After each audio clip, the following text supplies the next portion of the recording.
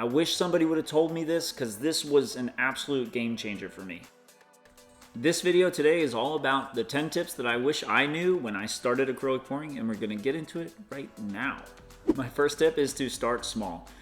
Use cheap canvases and cheap craft paints because you're gonna go through a ton of those materials. Walmart has a huge section of craft paints that are very inexpensive.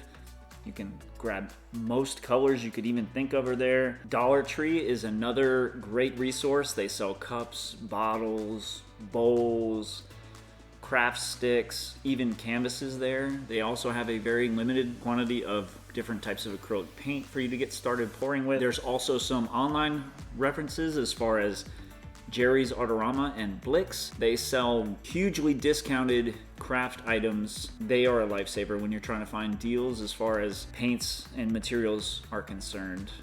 Don't be like me. I thought I had to go to Hobby Lobby or Michael's when I started out. I bought hundreds of dollars worth of premium materials only for me to be still learning this process and waste tons of money because I was making mistakes. Mistakes happen. Kind of in the same vein is don't be afraid to pour over paintings you don't like.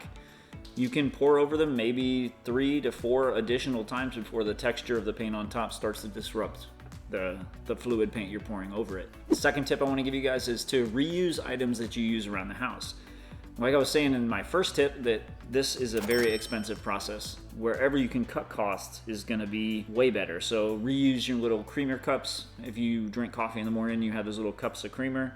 You can rinse those out, reuse those. You can reuse your takeout containers. You also condiment cups, straws, disposable cups, jars, squeeze bottles. Many of the things that you throw away every day can be repurposed to be used in acrylic pouring. So get creative and save some money. My third tip is to pour on everything. A wise person once said, if it doesn't move, you can pour on it. And that's so true. I find myself all the time going through aisles in Walmart, finding randomness just to pour on because it's fun. But when you're learning, you can use thick paper, you can use corrugated plastic, wax paper, cardboard, canvas panels that are very cheap at the dollar store. I found some really cheap 4x4 tiles at Walmart. They're, I think, 15 cents each.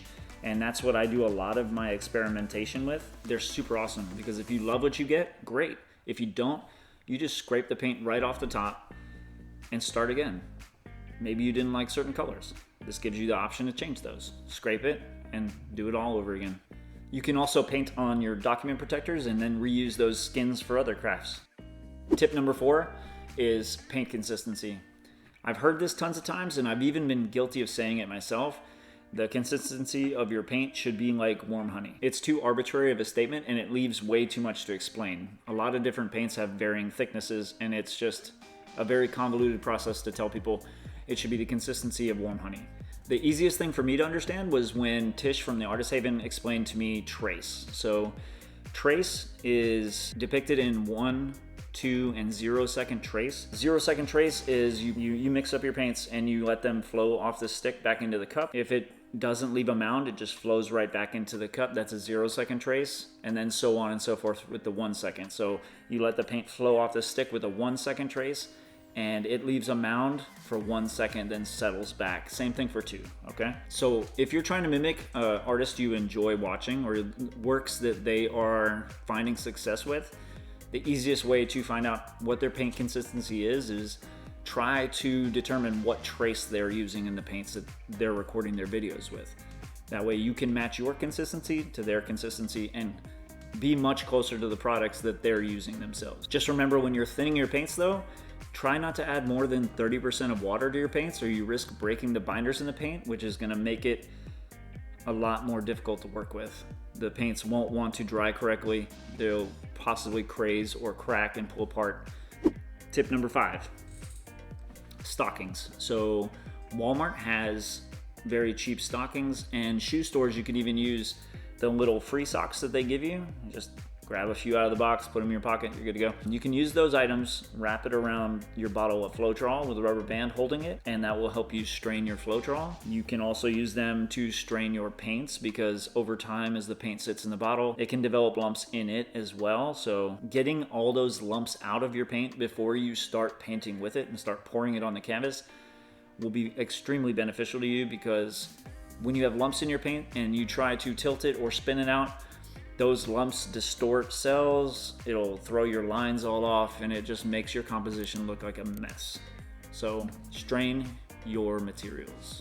Okay, so now we're at the halfway point. I'm halfway through all of my 5 tips, but this video, there's no way I'm gonna be able to get everybody's tips into this video.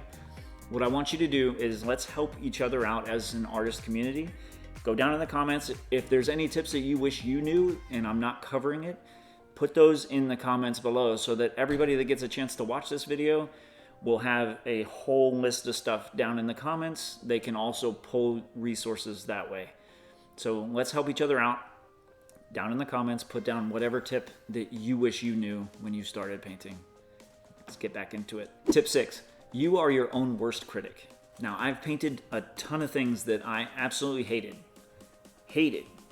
I didn't even want to keep them. But I would set them to the side, I let them dry, and when it came to the point that I shared them with family or friends or even on social media, people actually loved it, because beauty is in the eye of the beholder.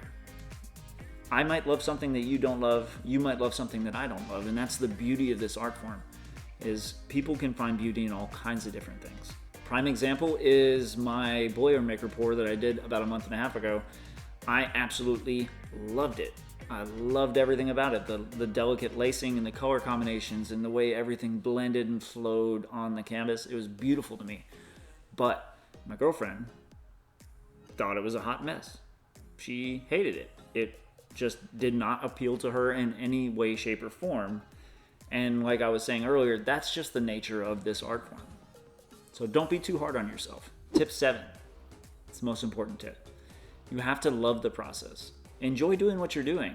You're doing this for a reason, and it's because it's probably a creative outlet for you, or it brings some kind of peace to your life, or you just love creating. But love the process. Nothing is gonna be perfect, ever. Mistakes are gonna happen, things are gonna go wrong, and that's okay.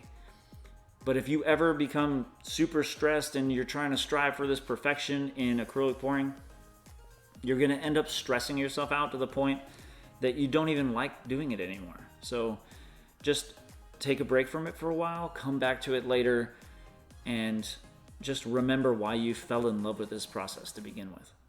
If you're getting value out of this video, tap that little like button for me, because it really helps please the almighty YouTube algorithm. Let's get back into it. Tip 8, I want you to get a notebook. Get a notebook, write down your recipes that you use, the proportions of paint, the style of pour, the way you layered the colors, did you use it on canvas or tile. Write down everything you can think of to write down about each pour. This is huge. This is very, very important. Later on down the road, a couple months from now, you want to go back to a painting you did a few months back and recreate it, maybe using different colors or a slightly different composition, but you want to recreate it in some way. Having all that stuff written down in a good format on a notebook, something that you're gonna always have, is very beneficial to you. That's actually the reason that I started recording my paintings to begin with. I had no aspirations to start a YouTube channel at all.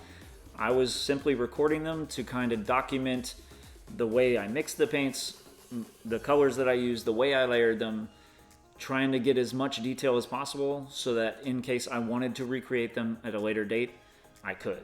I thought it would be a great way for me to pay forward and try to help some people learn from the mistakes that I was making. So that was the whole aspiration of starting this YouTube channel to begin with.